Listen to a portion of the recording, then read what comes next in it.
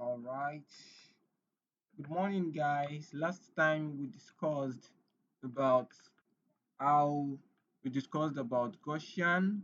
We said that Gaussian is a computational software that we use to perform quantum ab initio calculations, semi-empirical and molecular mechanics calculation.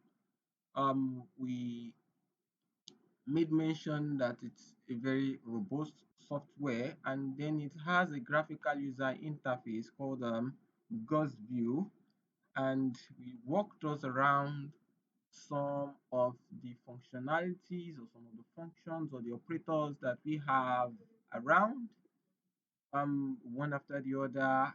We modeled for ethylene, a thin molecule. So today we'll be looking at how we can model or how we can model advanced compounds, like compounds aside from ethylene. Ethane is quite very easy for us to model. So we'll be looking at how we can construct. Let's take a look, or we can model for what compound can we look at. Let's take a look at propanone, for instance. How do we model for that? So it's quite a very, if you know the 2D diagram, they usually advise to maybe draw the 2D diagram somewhere. So before you start placing or you start building in or you start building the molecules into the working space.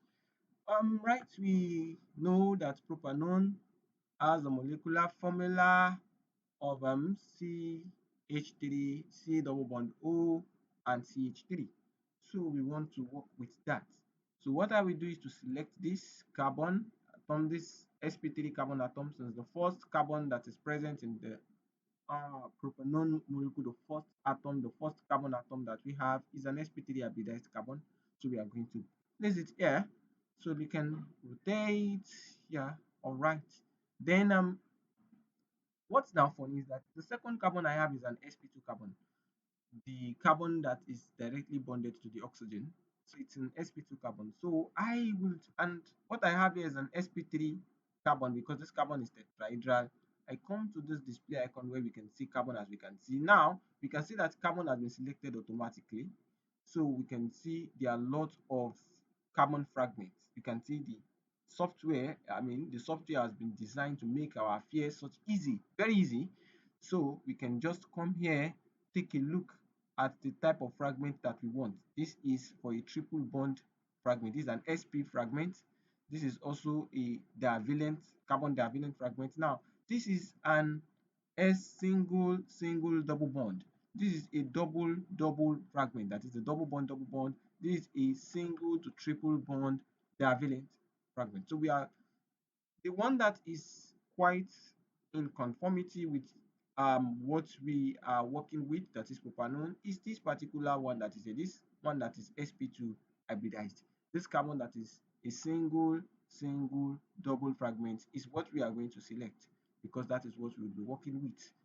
So we select that. As we can see, it has been selected. Then, like I informed, you don't select this hydrogen. If you select the hydrogen and then you place it here, you see what is going to happen. You can see we don't want this error to happen to us. So let me kindly undo that. So we just select on the carbon atom and then okay, kind of placed it here. Oh wow, we can see what has happened. The carbon is already attached to the sp3 carbon, carbon 1. The first atom is this carbon, the first carbon atom is already attached to the second carbon atom that has the label 5, C5 on it. This is the second carbon atom. But if we are to number preferentially 1, 2, 3, 4, then number 5 has to be the next carbon atom. Right, so here we still have to deal with something that is quite interesting. We need an oxygen. How do we get the oxygen? We come back to where we have to the builder. Let me go to the builder. If I don't want to do that, then I go to element fragment. But this is the element fragment icon. I can kindly select on that. Look out for the oxygen. I have two ways I can do this. I can either place the oxygen atom there or I select the double bond. That is, let's look at this.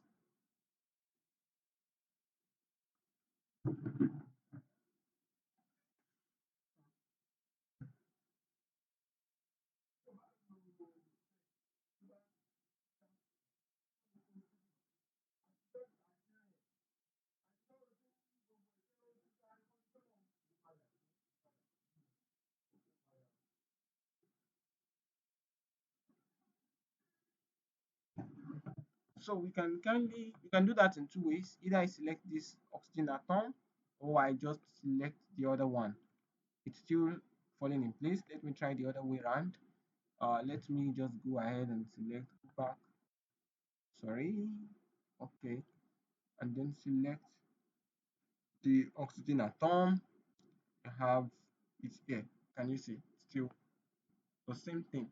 So right, either ways, we still have our compound and mind you, this is not looking like an ketone. This is not looking like a propanone. This is looking like an aldehyde. This is looking like ethanol. That is aldehyde. So we can, and the question is to model propanone. So what do we do?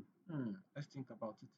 Then we come back here again, select on the carbon atom, then select the sp3 carbon atom, the carbon that is tetrahedral, and then since the last carbon that is attached is an sp3 hybridized carbon, we place it here, and lo and behold, we have modeled acetone, we have modeled propanone, and our structure is looking all right.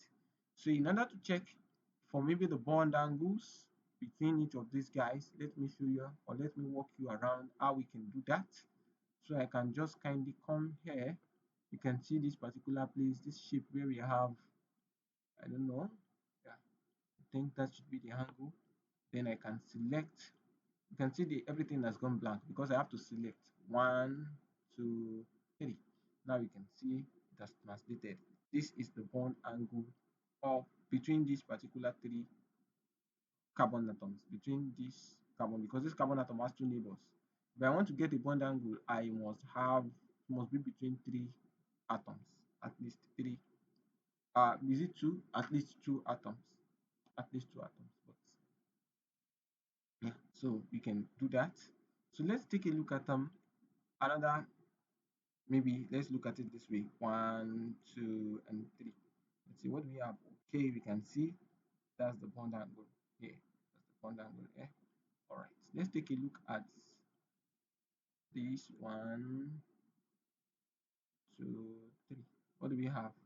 You can see the bond angle is quite the bond angle is quite funny. Let's take a look at this. All right, we can see what has happened. It's about 109.5. So if I do the same thing for the other ones, the central one I'm selecting is the bond angle for that point. So that's the 109.5, 109.5 degrees. So if I do the same thing here too as well, I'll still get the same thing, 109.5 degrees. So it's quite interesting. Gaussview, Gaussview has a lot of features that we can play around. So this is how we model for simple ethanol. I mean, simple propanone. Now let's take a look at another compound. In order to do that, I can just open a new working space. I click on Ctrl plus N. Then as you can see, you have the icon new on air. So let's say I want to model for something that is quite advanced. Let's say we want to model for, let's say, uh 2 bromo 4 bromobenzaldehyde. How do we model for that? I need a benzene ring. Firstly, I need to put it here because once I can play around that, once I can place in the benzene ring, the problem is already solved. Then what is the next thing to do? I can just come here again. Then I select on the carbon atom, right? Then the double bond, the sp2 carbon. Then I bring it here. Wow, you can see what we have. I can rotate such that I'll be able to place the oxygen atom so that the oxygen atom will be readily available. I can come here, select the oxygen atom here. Yeah, the atom is already on the atom. Then I place here. I can also come here. That is 4 bromine. I said 4 bromine benzaldehyde. Then you can see the bromine. I place this here. I'll just select ordinary bromine. I can select this. Then wow, we already have a structure. Our structure is already ready for analysis. This is 4 bromo benzaldehyde. You can see we have 14 atoms, 90 electrons, neutral and singlet. This is in the ground. it is still in the ground state.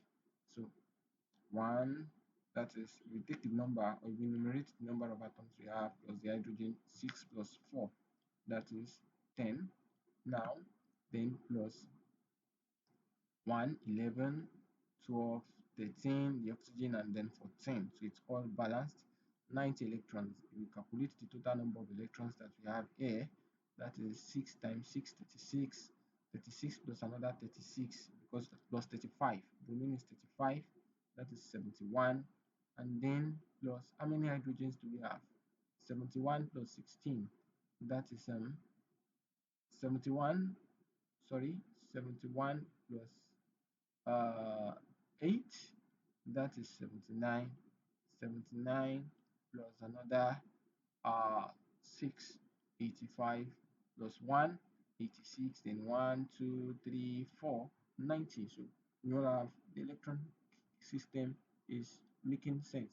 It is well described, and it is absolutely right. It's absolutely correct. So this is how we model molecules on gaussview. Perhaps in the next video we would take a look at how to model big or much more advanced compounds.